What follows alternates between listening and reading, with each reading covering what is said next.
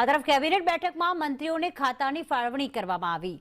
પ્રફુલ્લ પાનસેરિયાને આરોગ્ય, medical, education, ઈશ્વર પટેલને પાણી પુરવઠા અને જળ સંપત્તિ મળ્યું છે। અર્જુન મોઢવાડિયાને વન, પર્યાવરણ, સાયન્સ, ટેકનોલોજી, ક્લાઇમેટ ચેન્જ, કાંતિ અમૃતિયાને શ્રમ અને રોજગાર મંત્રી બનાવાયા છે।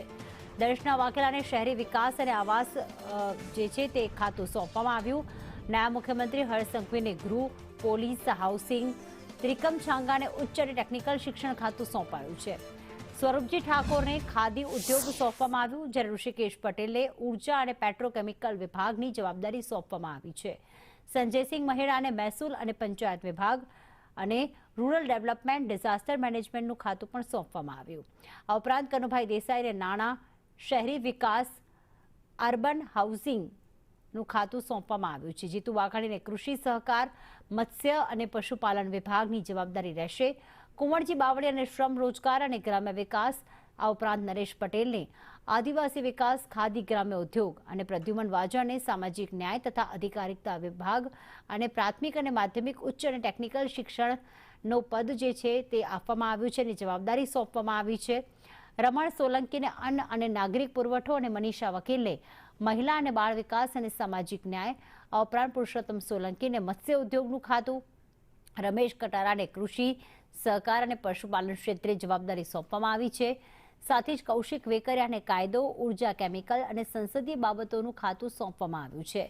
પ્રવીણ માળીને વન, પર્યાવરણ, ક્લાઇમેટ ચેન્જ અને ટ્રાન્સપોર્ટ અને જયરામ ગામિતને રમતગમત, લઘુ અને મધ્યમ ઉદ્યોગમાં જે વિકાસ કરવાનો હોય છે, જે કામ કરવાના હોય છે તેની જવાબદારી સોંપવામાં આવી છે। જયરામ ગામિતને અન્ય ખાતા એટલે કે ટુરિઝમ છે, યાત્રાધામનો વિકાસ છે, ઉડ્ડયન છે તે પણ સોંપવામાં આવ્યા। કમલેશ પટેલને ગૃહ, પોલીસ અને હાઉસિંગ, આ ઉપરાંત કમલેશ પટેલે જેલ, સિવિલ ડિફેન્સ અને નશાબંધી જે રાજ્ય કક્ષાના મંત્રી રહેશે, કારણ કે આ બધા ખાતા હર્ષ સંઘવી પાસે પણ છે। પીસી બરંડાને આદિવાસી વિકાસ, અન્ન, નાગરિક અને ગ્રાહક બાબતોની જવાબદારી સોંપવામાં આવી છે। સાથે રીવાબા જાડેજાને પ્રાઇમરી એજ્યુકેશનની જવાબદારી સોંપવામાં આવી છે। તો ખાસ કેબિનેટ બેઠકમાં જે મંત્રીઓને ખાતાની ફાળવણી કરવામાં આવી, હવે કોને કયું ખાતું મળી રહ્યું છે તે આપણે અમે ગ્રાફિક્સના માધ્યમથી સમજાવી રહ્યા છીએ। આ તમામ લોકો આજે જ જવાબદારી સ્વીકારી લેશે અને પોતાનો પદભાર સંભાળશે। ખાતાની ફાળવણી કર્યા બાદ હવે આજે કચેરીનો આમ પણ અંતિમ દિવસ છે, કારણ એટલે કે દિવાળીનું વેકેશન શરૂ થશે અને ત્યારબાદ આજે ચાર્જ સંભાળ્યા બાદ જે મંત્રીને ખાતાની સોંપણી કરવામાં આવી છે તે ખાતાકીય કાર્યોમાં તેઓ આગામી સમયમાં વિકાસના કાર્યો કરશે। આગામી સમયમાં તેમની તમામ જવાબદારી રહેશે। પાણી પુરવઠા અને જળ સંપત્તિ મંત્રી તરીકે ઈશ્વર પટેલની પસંદગી કરવામાં આવી છે કે રાજ્ય કક્ષાના મંત્રી રહેશે।